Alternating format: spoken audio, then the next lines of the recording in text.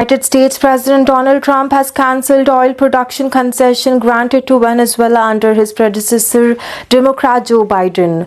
In the social media post on Wednesday, Trump said that the government of Venezuelan President Nicolas Maduro has also made no improvement in areas such as election reform and immigration enforcement. We are hereby reversing the concession that crooked Joe Biden gave to Nicolas Maduro of Venezuela on the oil transaction agreement dated November 26, 2022, and also having to do with the electoral condition within Venezuela which have not been made yet by the Maduro regime, the post read. In 2022, the Biden administration issued the U.S. energy giant Chevron a license to expand production in oil-rich Venezuela.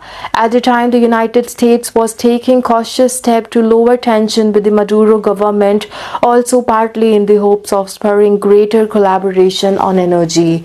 Then in October 2023, officials in Maduro's administration signed a pair of deal called the Barbados Agreement, which affirmed its commitment to a free and fair election carried out under the observation of international election experts. But in the lead up to Venezuela's 2024 presidential election, the Maduro government stepped up repressive action targeting the country's political opposition. For example, it barred political rivals from running, including Maria Corina Machado and Corina Yoris, a professor who tried to replace Machado in the race. Still, opposition candidate Edmundo Gonzalez appeared to track to best Maduro at the ballot box, according to the pre-election poll.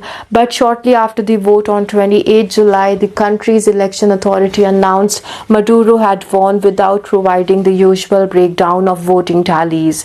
The break in tradition fueled widespread allegation that Maduro has falsely claimed victory. Still, on January 10, Maduro was sworn into office for a third time. Trump himself has inaugurated for a second term in the White House several days later on January 20.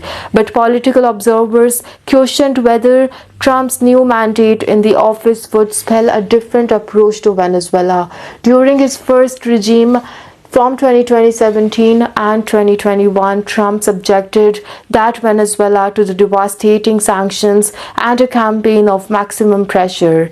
He even placed $15 million reward for information that would lead to Maduro's arrest.